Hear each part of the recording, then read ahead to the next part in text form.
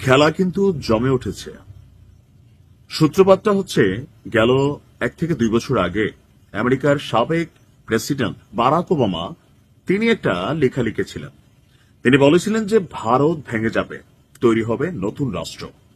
2 বছর আগে বারাক ওবামার সেই কথা কতটা নিখাদ সত্য আজকে তা অনেকটা প্রমাণিত হতে যাচ্ছে। তবে অনেকগুলো দেশ এই ঘটনার পেছনে গুটিবাজি করছে, দাবি হচ্ছে ভারতের। আশ্চর্য হবেন, ভারতের 6টি রাজ্য নিয়ে ট্রাম্প ল্যান্ড নামক একটা নতুন দেশ তৈরির পরিকল্পনা চলছে। ট্রাম্প ল্যান্ড কেন দেওয়া হয়েছে? কারণ এই মুহূর্তে ভেনেজুয়েলার প্রেসিডেন্ট নিকোলাস মাদুরোকে ট্রাম্প যেভাবে তুলে নিয়ে আসছে, এরপর থেকে কিন্তু আমেরিকার ক্ষমতা বা ট্রাম্প কতটা শক্তিশালী ক্যারেক্টার এটা মানুষ বুঝতে পেরেছে। এর মাঝখানে হুট করে খালিস্তানপন্থী এবং ভারত বিরোধী সংগঠন শিখ ফর জাস্টিস নামক যে একটা সংগঠন আছে, সেই সংগঠনটি থেকে একটা মানচিত্র প্রকাশ করা হয়েছে, যেটা আপনারা দেখছেন বা কর্নারেও দেখছেন, ট্রাম্প ল্যান্ড। এই ট্রাম্প ল্যান্ড পশ্চিমা দেশে গঠিত হওয়া কোনো দেশ না, এটা ভারতের 6টি খ্রিস্টান অধ্যুষিত রাজ্যকে একত্রিত করে নতুন একটা রাষ্ট্রের ষড়যন্ত্র চলছে। আর যখন এ নিয়ে প্রশ্নটি ছিল মার্কিন স্টেট ডিপার্টমেন্টে, পররাষ্ট্র মন্ত্রণালয়ে, তখন আমেরিকার যে স্পোকম্যান আছেন তার নীরবতা ছিল। তখন এটা নিয়ে ভারতের মধ্যে তৈরি হয়েছে সন্দেহ, তার মানে ঘটনায় কিছু একটা ঘটতে যাচ্ছে। দর্শক, একটা পৃথক খ্রিস্টান রাজ্য গঠনের প্রস্তাব দিয়েছে আপনার এই শিখ ফর জাস্টিসের যিনি প্রধান আছেন। সংগঠনটি প্রস্তাবিত এই রাজ্যের নাম দিয়েছে ট্রাম্প ল্যান্ড। রাষ্ট্রপুঞ্জ স্বীকৃত আত্মনিয়ন্ত্রণের অধিকারের কথা উল্লেখ করে তাদের বক্তব্য, প্রস্তাবিত রাজ্যের অন্তর্ভুক্ত হবে উত্তর পূর্ব ভারতের 7 সিস্টার অর্থাৎ নাগাল্যান্ড, মিজোরাম, মেঘালয়, মণিপুর, ত্রিপুরা এবং আসাম। এই সংগঠনটি বলছে যে আপনার এই অঞ্চলগুলি ঐতিহাসিকভাবেই খ্রিস্টান অধ্যুষিত। তারা ভারতে খ্রিস্টানদের উপর নির্যাতনের অভিযোগ তুলেছে। অভিযোগ কিন্তু সত্য। এই যে গেল কয়েকদিন আগে 25শে ডিসেম্বর খ্রিস্টানদের বড়দিন উৎসবে ভারতের উগ্রবাদী কিছু হিন্দু নেতারা খ্রিস্টানদের সাথে জোরপূর্বক যে জয় শ্রীরাম বলিয়েছে, এই ভিডিওগুলো কিন্তু ইন্টারন্যাশনালি ভাইরাল হয়েছে। আর এরপর পরই সেই ভিডিওগুলোকে নিয়ে তারা কিন্তু এই দাবিটা আনছে। তাদের দাবি, গির্জায় হামলা, ধর্মীয় প্রচারে নিষেধাজ্ঞা এবং খ্রিস্টান সম্প্রদায়কে উৎখাত করার জন্য আপনার ভারত একটা পরিকল্পনা করেছে। এজন্য তারা প্রধানমন্ত্রী নরেন্দ্র মোদীর নেতৃত্বাধীন কেন্দ্রীয় সরকারকে দায়ীও করেছে। বিষয়টি নিয়ে এই সংগঠনটি আপনার যিনি প্রধান আছেন তার নাম হচ্ছে গুরুপন্ত ওয়ন্ত পন্থুন বা পন্নুন। তিনি আমেরিকার প্রেসিডেন্ট ডোনাল্ড ট্রাম্পের হস্তক্ষেপের আবেদন জানিয়েছেন। তো সে এখানে যেটা দেখিয়েছে যে এই যে রাজ্যগুলোর নাম বলা হয়েছে ভারতের, সেখানে বিভিন্ন জায়গায় 70 to 90% এই রাজ্যগুলোর আপনার খ্রিস্টান মানুষ।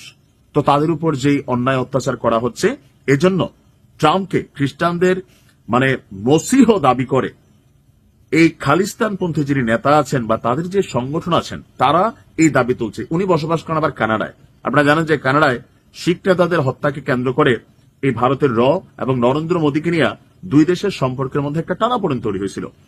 এখন এইখানে পেছনে কারখার নাম আসছে, পেছনে বাংলাদেশের নামও আসছে। যে বাংলাদেশের বর্তমান সরকার পাকিস্তানের সাথে যেভাবে আপনার এখানে একটা মিলামিশা ভালোবাসা তৈরি হয়েছে, অথবা যে করিডোর চাইছিল, আপনাদের খেয়াল থাকার কথা যে চট্টগ্রামে একটা করিডোর চাইছে রোহিঙ্গাদের জন্য, ডক্টর ইউনূস একটা সিদ্ধান্ত নিতে যাচ্ছিল, কিন্তু বাংলাদেশের জনগণ এটার প্রতিবাদ করছে। তো এই করিডোর নিয়েও ভারত বলছে যে রোহিঙ্গাদের মধ্যে একটা গোষ্ঠীকে এই মুহূর্তে আশ্রয় প্রশ্রয় দেওয়া হচ্ছে। আর পেছন থেকে এই যে ভারতের অঙ্গরাজ্যগুলা বা 7 সিস্টার্স, সেখানে বিদ্রোহ তৈরি করা হবে, পেছন থেকে মদত দেওয়া হবে, টাকা, অর্থ, আর এই জন্য রুট হচ্ছে বাংলাদেশ। ডক্টর ইউনূসের পাকিস্তান সম্প্রীতি যে বিষয়গুলো সামনে আসছে, প্লাস এই রোহিঙ্গা ইস্যুতে যে মানবিক করিডোরের কথা বলছে, ভারত ভাবছে এখান থেকে ঢুইকা ভারতের অঙ্গরাজ্যগুলোতে মেশিনারিজ যাবে, সাপ্লাই যাবে, সেখান থেকে রাজ্যগুলোতে বিদ্রোহ হবে। আর যদি সবগুলো রাজ্য একবারে বিদ্রোহ করে, নরেন্দ্র মোদী বা ভারতের সেনাবাহিনী সেখানে গণহত্যা চালানো ছাড়া এটাকে থামাইতে পারবে না, আর এটা হতেও দিবে না আমেরিকা। তো ট্রাম্পের কাছে যখন এই প্রস্তাব গেছে, ট্রাম্প আবার মুচকে হাসছেন। থাকে না নিজের খুব মসিহ বা ওয়ান কাইন্ড অফ এই মুহূর্তে গড, হ্যাঁ, এরকম টাইপের ফিলিংস কিন্তু ট্রাম্পের মধ্যে আছে। আর নামটা কি কারণে ট্রাম্পল্যান্ড দেওয়া হবে, যেন ট্রাম্প একটু প্যাম্পারিং ফিল করেন এবং মনে করেন যে না দরকার। তবে ভারতের সাথে এই মুহূর্তে মার্কিন যুক্তরাষ্ট্রের যে সম্পর্কের তলানি প্লাস দীর্ঘদিনের একটা পরিকল্পনা ভারতকে কিন্তু ভেঙে দেওয়ার সম্ভাবনা আসলে আমার কাছে মনে হচ্ছে যে হতে পারে। ওই যে ভিডিওর প্রথমে বলছিলাম যে বারাক ওবামা বলছিল ভারত ভেঙে যাবে ধর্মভিত্তিক ইস্যুতে, তবে আমরা মনে করছিলাম যে কাশ্মীরকে তিনি বুঝাইছেন, মুসলিমদের কথা বুঝাইছেন, কিন্তু এখন বোঝা গেছে যে মুসলিমদের জন্য সারা পৃথিবী কথা বলবে না। যখন এখানে গত 25শে ডিসেম্বর ঘটনাগুলো হয়েছে আর নরেন্দ্র মোদীর দলের লোকেরা এগুলা করছে, সো এটাকেই একটা ফ্যাক্ট হিসাবে তৈরি করে আন্তর্জাতিক বিশ্বে মিডিয়াতে এই মানচিত্র প্রকাশ করে দিয়েছে আপনার খালিস্তানপন্থী নেতা পণ্য। এবং ইতিমধ্যে ভারতের দাবি যে আমাদের যে রোহিঙ্গারা আছে এদের মধ্যে একটা টিম আছে যারা এই বিভিন্ন সীমান্ত দিয়ে ভারতে প্রবেশের চেষ্টা করছে, আর এই রোহিঙ্গাদের মাধ্যমেই ভারতের যে বিচ্ছিন্নতাবাদী গোষ্ঠীগুলো আছে যারা বিভিন্ন সময় নানান ঘটনা ঘটায় ভারতে, তাদেরকে মদত দেওয়া হবে। আর এই মদতে ভারতের রেড লিস্টে বাংলাদেশের তালিকাও আছে। আর ভারত মনে করছে এই টোটাল পরিকল্পনার পিছনে মার্কিন যুক্তরাষ্ট্রের সাথে কাজ করছে পাকিস্তান।